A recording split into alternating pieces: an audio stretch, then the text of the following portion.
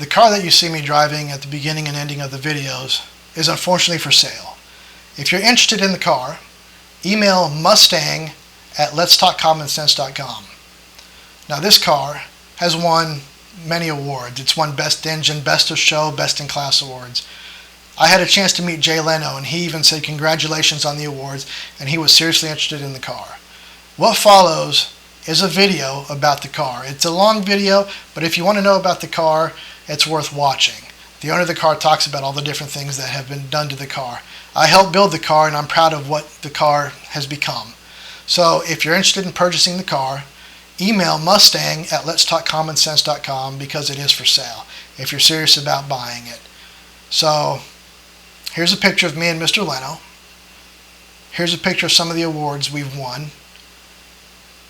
And here's the video describing in detail a little more about the car. Thank you. Good morning. What I have to show to you today is a 1967 Mustang Fastback. It's a car that's really been my childhood dream. I've had several Mustangs in the past. They were always either coupes or convertibles, but I've always wanted a fastback with a big block engine. And so that's what started out the dream, but what finally was finished here went a little beyond just a fastback with a big block engine. When I saw the movie Gone in 60 Seconds and they had the GT500, I took it even a step beyond that and did a lot of research on Shelby, who built what was called a Super Snake. That was a 1967 Mustang Fastback with a 427 engine. And that's what this has. This has a 427 FE all aluminum engine directly from Shelby, and the CSX number on the engine actually matches the VIN number on the vehicle. Something a little special we got from Shelby. We flew out there and had some conversations with them and told them what we were looking for, and they did that for us. Also got a signature from Shelby after making a small donation to his foundation. But that's what we've built here.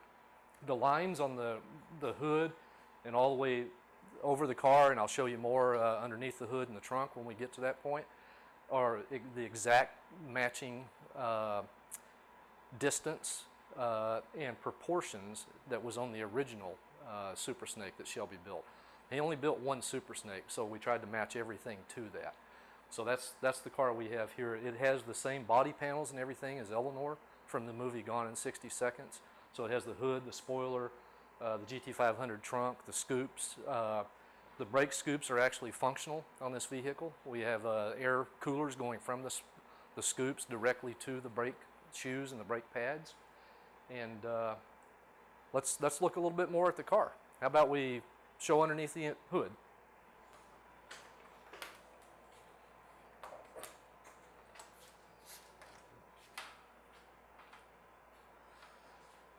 So here's the belly of the beast, if you will. This again is a 427 FE aluminum, all aluminum engine. It was stroked and bored by Shelby to be 482 cubic inches. It was dyno tested, and the dyno is right at 535 horsepower, and it's about 560 foot-pounds of torque. So it's a tremendous amount of power for such a small, light vehicle. And one of the things about the body parts that we put on here, the hood is fiberglass, the trunk is fiberglass, all of the front pieces are fiberglass, and the scoops are all fiberglass. So that actually reduced even more weight in the vehicle to give it even, not more power, but to give it more speed to the power that the engine does have. I've also relocated the battery to in the trunk, and I have a kill switch back there to be able to shut off the entire vehicle whenever I need to. That gives it much better weight distribution to have the battery located in the trunk. If you would like to come take a look at the engine. So as you probably noticed in some of the previous frames, when we opened the hood, that we continued the Super Snake striping underneath the hood as well. And if you can see in the back of the engine area, we continued it on down the firewall. So, and also on the front, right in front of the radiator. So if you open the hood or you open the trunk, or if everything's closed, you're going to see these Super Snake stripes.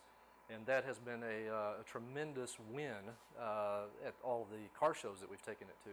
The way we just kept with the same theme all the way through the vehicle.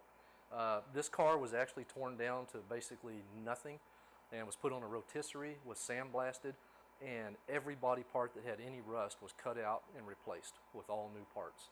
So maybe a 67 Mustang, but what you see here is basically a new vehicle in an old body style.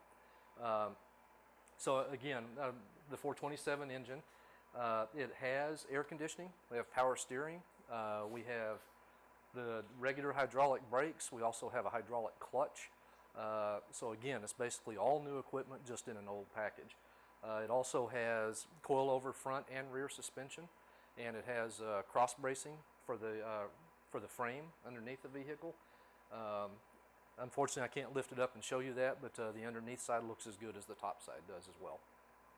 So I do want to show you one thing about the engine. You had choices, obviously, when buying the engines. You could go with a straight carburetor. You could do supercharge. I always liked the nostalgic look, especially with some of the 428 like police interceptors where they had dual quads. So I told them that's what I wanted. They struggled to find the right manifold and everything to set this up for me, but they've set it up with dual quads. So we got 2 4 barrels here, and to do this properly, the Holley carburetors have to be matching quad carburetors. And by matching, what that means is if you see both of them are faced the same direction, so that your primaries and secondaries on the carburetors are both in the same position. And then of course all the linkage is very tricky as well. But they finally, and after I told them what I was looking for, they finally set it up. They found everything we needed with the correct manifold and the correct dual quad setup.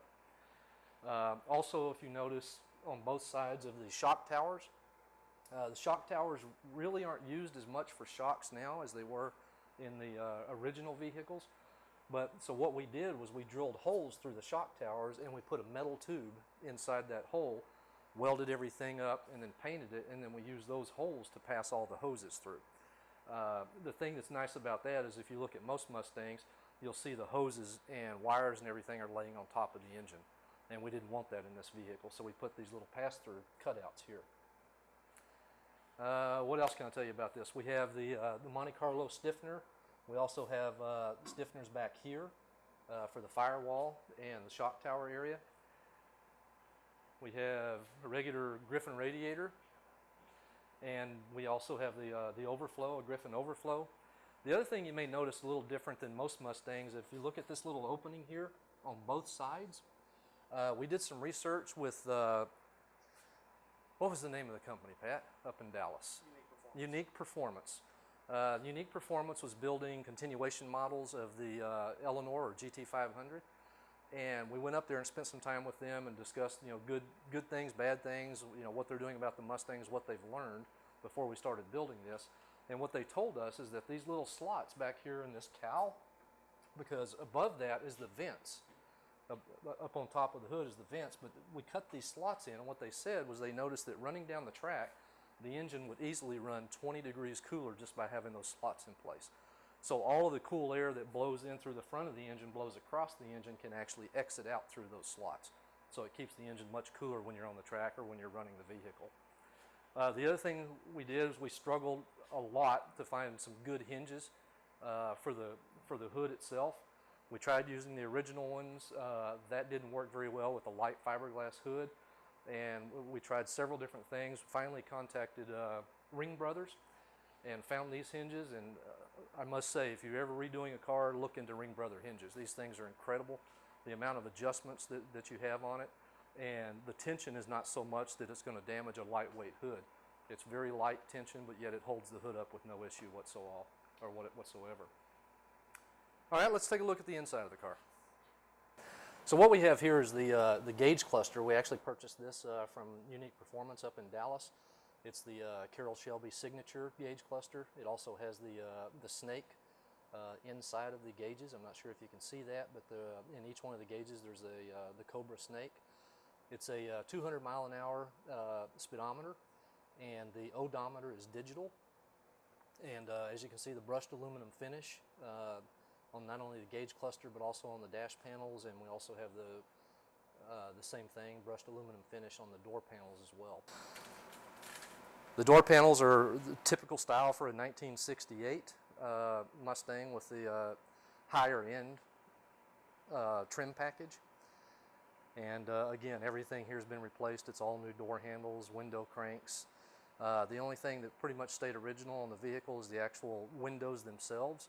All of the roll down windows, the back glass, and the front windshield are all original to the vehicle, and is about the only thing that is original on the vehicle.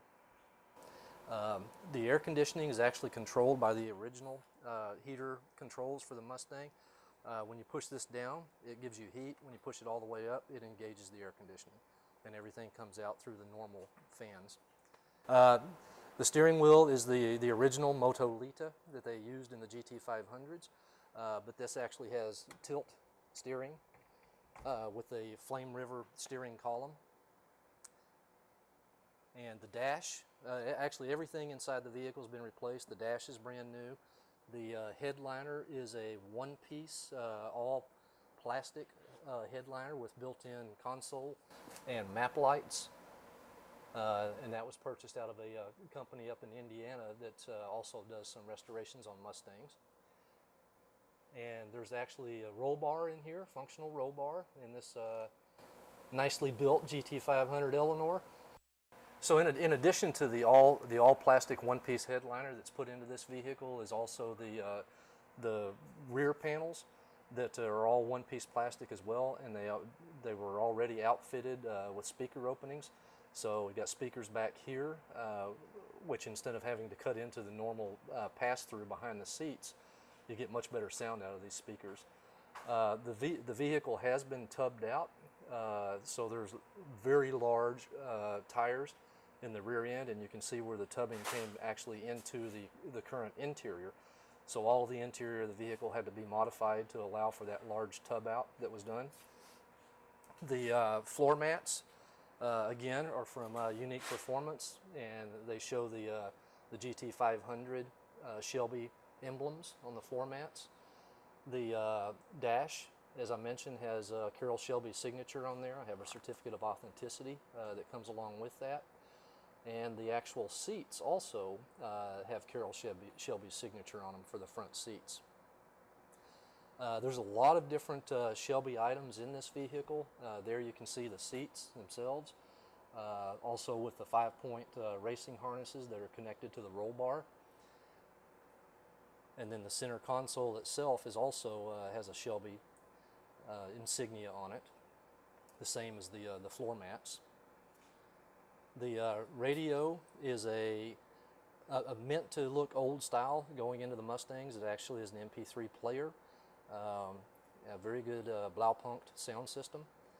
The transmission is a T5 Tremac transmission. It's a 5-speed, and the shifter there actually says Shelby on it as well. So again, like I say, you'll see a lot of different Shelby things in the vehicle, again, just to try to tie everything together.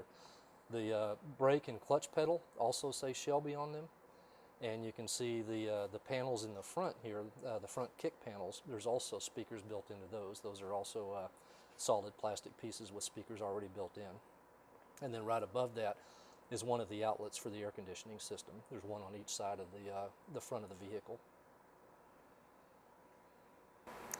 So here we are at the back of the car now. You can see, again, once again, we continued the lines underneath the trunk. So when you open the trunk lid, you'll still see the lines. Once we finished all the mechanical of the car, had the car running, I actually took it into a local interior place and had them do all the body panels inside, the carpeting, and the trunk area. And one of the things I thought would be kind of neat is the scuff plates underneath the door. I actually put some custom scuff plates in there that have a horse, and that horse illuminates when you open the doors. And what I wanted to do was have that mimicked back into the trunk as well. So if you look back here, you'll see the horse's head, and it's basically the same color that was embroidered on that leather piece as what you'll see under the door sills of the car. Also, once again, the trunk, or the battery, is in the trunk, and I had some leftover stickers, so I just went ahead and put the GT500 stickers on that battery case. And right above the battery, as I mentioned, is the kill switch. So it's located back here in the trunk, primarily for security of the vehicle itself. But also, if any electrical issues come up whatsoever, you can turn this kill switch off and there is no power anywhere to the car when that kill switch is off. It also helps to preserve the battery if you're not going to drive the vehicle for a while. It comes with its own special key, so you just insert the key into the kill switch, and now the entire vehicle's turned on. And now back off. Very, very, very good idea if you're going to have a vehicle that you don't drive a lot, or if you have a vehicle you're going to race. Some races it's actually required that you must have a kill switch on the vehicle, and it has to be accessible from outside the vehicle. In case it catches on fire or something of that nature, somebody can run out there and turn off all the power. So this car has that. You also have the standard gas cap placement for a GT500. If you look at a lot of the Eleanors and in the show Gone in 60 Seconds, they have the Le Mans style gas cap that sticks out of the side of the car. I didn't really like the way that looked. I wanted to stay with the nostalgic look on it, but it is one of those that releases just with a push of a finger, just like the original GT500s. You also have with this car the normal GT500 tail lights, and these are sequencing lights. So they will sequence just like the GT500, so they'll actually blink in sequence.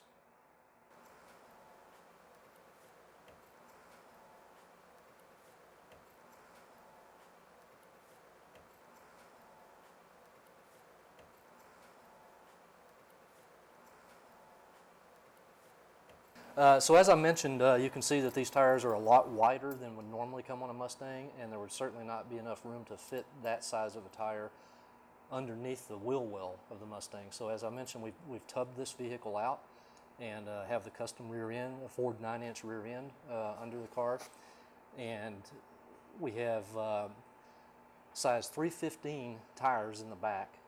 We have 17-inch rims by 11 in the rear and 17 by 9 in the front. And you can see these tires are actually directional tires as well. The rims come from PSA Engineering. It's actually the rims that are used primarily for Cobras and for GT500s, and this came directly from PSE. You can see the knockoffs here. These are obviously not functional knockoffs, because you can also see the lug nuts, which is what's used to hold the wheels on. It has 4-wheel disc brakes, and you can see on the front brakes here, if you can see that, there's actually a Shelby emblem on the calipers of both of the front brakes. And again, these are hydraulic brakes, and again, they're large disc from Bear, and they're disc brakes all the way around.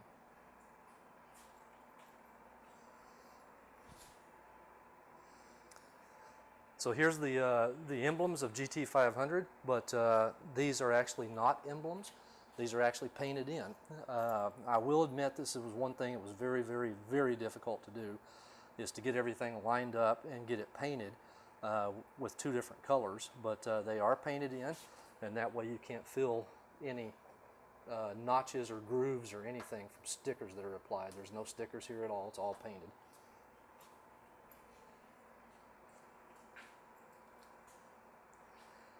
There's actually exhaust skirts on this vehicle, and this is functional. Sometimes you'll see this on some Mustangs, and you might see an exhaust skirt there. You might even see an exhaust pipe sticking out, and they're not functional. These are completely functional.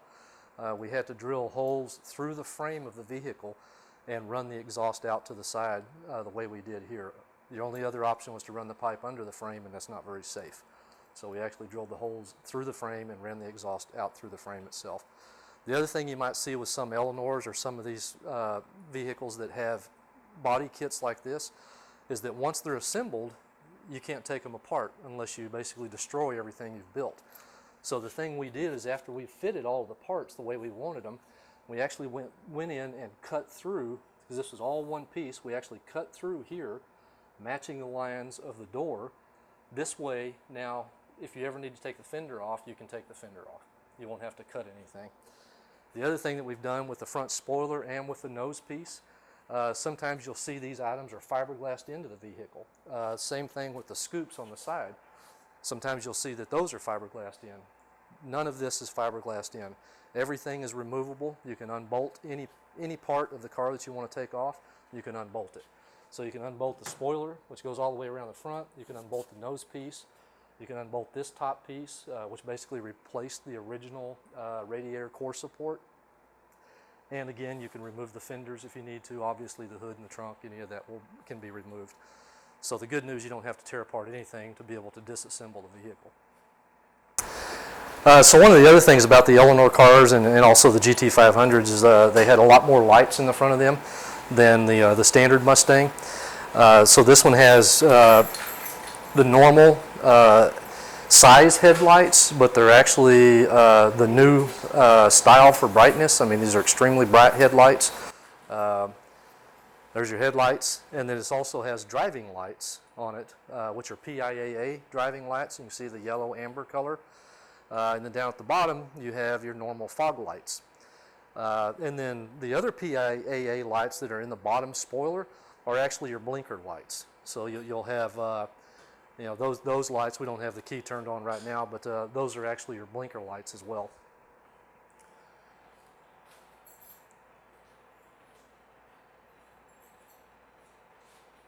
Yeah, Pat's going to turn it on so you can see the PIAA blinker lights that are built into the front spoiler.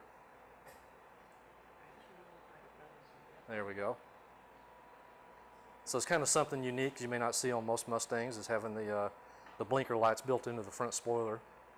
Okay, so we've looked at it, we've talked about it a lot, but I know any car guy, if you're like me, the real truth is, what does it sound like? And I tell you, I think you're going to like this big block and the way it sounds. Let's crank it up.